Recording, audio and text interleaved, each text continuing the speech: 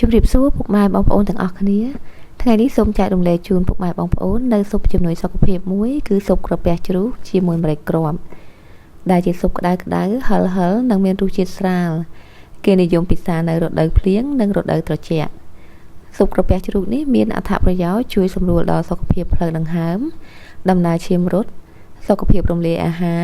និងជាច្រើនទៀតមិនត្រឹមតែប៉ុណ្ណោះស៊ុបមួយនេះស័ក្តិសមសម្រាប់បងប្អូនស្ត្រីដែលទើបសម្រាលបត់រួចឲ្យសុខភាពឆាប់បានរឹងមាំឡើងវិញដែលចាស់និយមហៅថាឆ្អិនសរសៃនិងជួយបង្កើនសម្រស់ថែមទៀតផង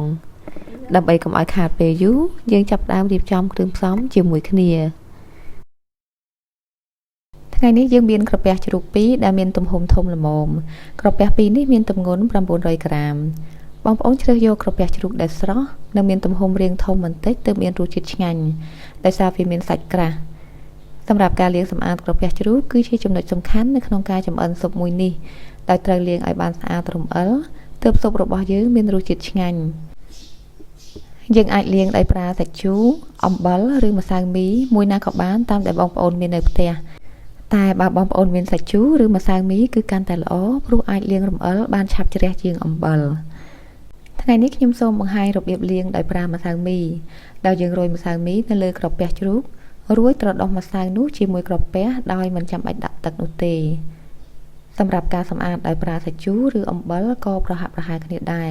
គឺត្រូវយកមកត្រដុសនិងច្របាច់យករំអិលចេញឲ្យអស់រួចហើយយើងត្រូវប្រឡាត់ផ្នែកខាងក្នុងចេញនិងប្រើកូនកាំបិតកោសយករំអិល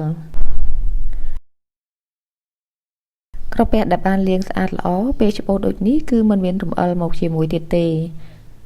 បន្ទាប់ពីស្អាតហើយយើងជៀរយកខ្លាញ់ដែលនៅជុំវិញចេញឲ្យអស់ជាបន្តយើងដាំទឹកសម្រាប់ស្រុះក្រពះជ្រូកនៅពេលទឹកនោះពុះយើងបង់ខ្ញីដែលបានដំឲ្យបែកតិចចំនួន50ក្រាមនិងស្រាធ្វើម្ហូបចំនួន1ស្លាបព្រាបាយរួចហើយដាក់ក្រពះជ្រូកដែលបានលាងសម្អាតហើយមុននេះចូលស្រុះរយៈពេល15នាទីការធ្វើដូចនេះគឺដើម្បីអប់ក្លិនក្រពះជ្រូកឲ្យមានក្លិនឈ្ងុយនិងជួយកាត់រំអិលផងដែរ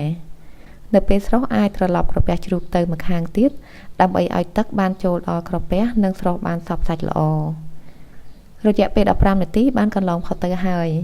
មុននឹងស្រង់ក្រពះយើងរៀបចំចានដែកមួយដាក់ទឹកលាយជាមួយនឹងទឹកកកសម្រាប់ត្រាំក្រពះជ្រូកដើម្បីឲ្យបានចុះត្រជាក់ល្អរយៈពេលត្រាំប្រហែល5នាទីការធ្វើដូចនេះដើម្បីឲ្យក្រពះជ្រូកមានសាច់ស្រួយស្រស់ល្អនិងមិនដាច់ផុយនៅពេលរំងាស់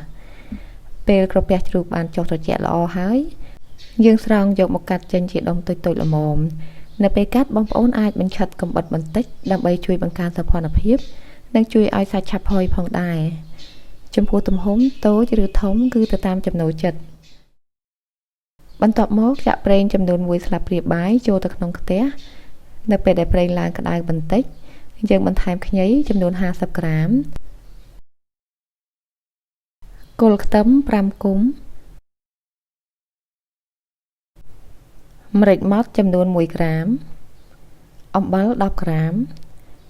និងស្រាធ្វើម្ហូប1ស្លាបព្រាបាយរួចឆាឲ្យឡើងឈ្ងុយតែដោយឡែកម្សៅស៊ុបមាន់ចាំដាក់នៅចុងក្រោយនៃការរំងាស់នៅពេលដែលគ្រឿងបានឈ្ងុយល្អហើយ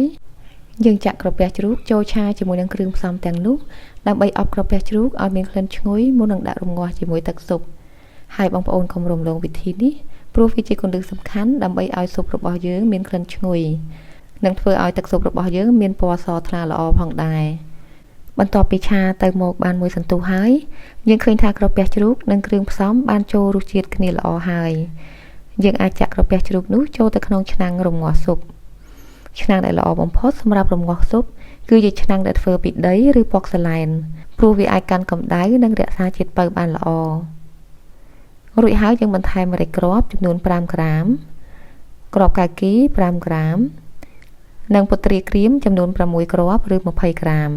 ជាចុងក្រោយយើងចាក់ទឹកក្តៅដាំពុះចូលចំនួន2លីត្រសម្រាប់ពុទ្រាក្រៀមនិងគ្រាប់កៅគីអាចរកទិញបាននៅកន្លែងលក់ថ្នាំចិនឬកន្លែងលក់គ្រឿងទេសគ្រឿងថ្នាំចិនទាំងនេះយើងប្រើបន្ថែមដើម្បីជំនួយសុខភាពតែបើមិនមានឬមិនចូលចិត្តអាចមិនចាំបាច់ដាក់ក៏បានព្រោះគ្រឿងផ្សំគោលឲ្យតែមានក្រពះជ្រូកនិងម្រេចគឺអាចធ្វើស៊ុបដ៏មានរសជាតិនេះបានហើយចំណែកទឹកដែលយើងប្រើសម្រាប់ដាំស៊ុបនេះ បើសិនជាបងប្អូនមានទឹកស៊ុបមាន់ឬទឹកស៊ុបឆ្អឹងជ្រូកទៀតគឺកាន់តែធ្វើឲ្យទឹកស៊ុបយើងមានជាតិបងប្អូនប្រហែលជាឆ្ងល់ហើយថាហេតុអ្វីត្រូវប្រើទឹកដាំពុះគឺដើម្បីបង្កើនរសជាតិស៊ុបនិងដើម្បីទាញជាតិ collagen ចេញបានលឿនជាងដែលជាការជួយសន្សំពេលវេលាផងដែររួចហើយយើងគ្របគម្របនិងបង្កើនភ្លើងឲ្យទឹកឆាប់ពុះសារជាថ្មីក្រោយពីទឹកពុះយើងកុំភ្លេចស្រង់ពពុះឲ្យអស់សិនដើម្បីឲ្យទឹកស៊ុបរបស់យើងថ្លាបន្ទាប់ពីស្រង់ពពុះអស់ហើយយើងបន្ថយភ្លើងមកក្រោមមធ្យមនិងចាប់ផ្ដើមធ្វើការរំងាស់រយៈពេលពី1ម៉ោងទៅ2ម៉ោងទៅតាមកម្រិតផុយដែលបងប្អូនចង់បាននិងទៅតាមទំហំក្រពះរបស់ជ្រូកផងដែរពេលរំងាស់គួរបើកគម្របដើម្បីឲ្យទឹកស៊ុបថ្លាការរំងាស់នៅក្នុងរយៈពេលយូរធ្វើឲ្យយើងទទួលបាននូវទឹកស៊ុបដែលមានរសជាតិឈ្ងុយឆ្ងាញ់ពិសានិងមានសារធាតុជំនួយសុខភាពបានយ៉ាងល្អផងដែរមកដល់ពេលនេះទឹកស៊ុបរបស់យើងរំងាស់បានរយៈពេល90នាទីហើយយើងពិនិត្យមើលសិនបើសិនជាក្រពះជ្រូកផុយល្អហើយយើងអាចបញ្ចប់ការរំងាស់បានឥឡូវនេះដោយសារនៅមិនទាន់បានផុយល្អនៅឡើយអញ្ចឹងខ្ញុំបន្តរំងាស់ថែម30នាទីទៀត30នាទីក្រោយបើសិនជាក្រពះជ្រូករបស់យើងផុយបានល្អហើយចុងបញ្ចប់បងប្អូនកុំភ្លេចបន្ថែមម្សៅស៊ុបមាន់ចំនួន5ក្រាមរួចភ្លក្សរសជាតិមើលសិននិងអាចបន្ថែមបន្ថយរសជាតិប្រៃសាបទៅតាមការចូលចិត្តជាទូទៅស៊ុបនេះគេចំណូលចម្អិនឲ្យមានរសជាតិសាបជាងធម្មតាបន្តិចពេលនេះស៊ុបដ៏ឆ្ងាញ់របស់យើងបានចម្អិនរួចរាល់ហើយក្លិនឈ្ងុយពីម្រេចខ្ញីខ្ទឹមនិងទឹកស៊ុបរួមទាំងសភាពថ្លារបស់ទឹកស៊ុបគឺហាក់មានកម្លាំងបាត់ទៅហើយស៊ុបនេះយើងពិសានៅពេលក្តៅៗដោយយើងអាចបន្ថែមស្លឹកខ្ទឹមឬជីវ៉ាន់ស៊ុយបន្តិចបន្តួចទៀតដើម្បីជំនួយរសជាតិដោយសារស៊ុបនេះត្រូវការពេលយូរនៅក្នុងការសម្អាតក្រពះនិងការរំងាស់ដើម្បីភាពងាយស្រួលនិងអាចពិសាបានញឹកញាប់បងប្អូនអាចចម្អិននៅក្នុងចំនួនច្រើនហើយរក្សាទុកនៅក្នុងទូទឹកកកផ្នែកកកទៅតាមចំនួនពិសាម្ដងមុនពេលពិសាបងប្អូនគ្រាន់តែកម្ដៅតែប៉ុន្មាននាទីគឺជាការស្រេចបងប្អូនអាចសាកល្បងចម្អិនស៊ុបក្រពះជ្រូកម្រេចគ្រាប់ទៅតាមវិធីនេះហើយខ្ញុំសង្ឃឹមថាបងប្អូននឹងទទួលបានស៊ុបដ៏មានរសជាតិនិងមានប្រយោជន៍ដល់សុខភាពនេះដូចគ្នាជាចុងក្រោយសូមអរគុណដល់ពុកម៉ែបងប្អូនសម្រាប់ការចំណាយពេលវេលាចូលរួមចម្អិនជាមួយខ្ញុំនៅក្នុងថ្ងៃនេះហើយយើងនឹងជួបគ្នាម្ដងទៀតនៅមុខម្ហូបបន្ទាប់សូមអរគុណនិងសូមជម្រាបលា